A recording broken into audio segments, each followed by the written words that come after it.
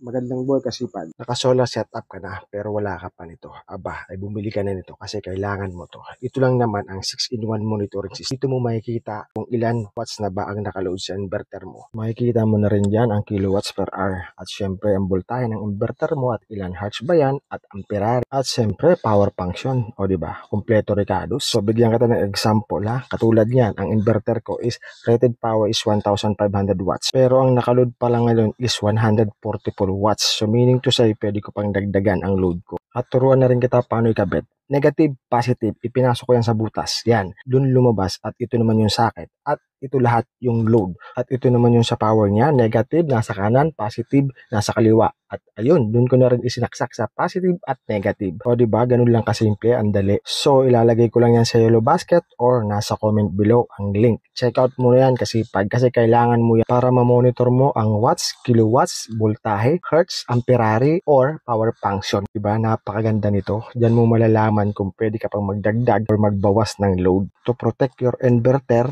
and to avoid overload. So, ganun lang muna. Thank you very much.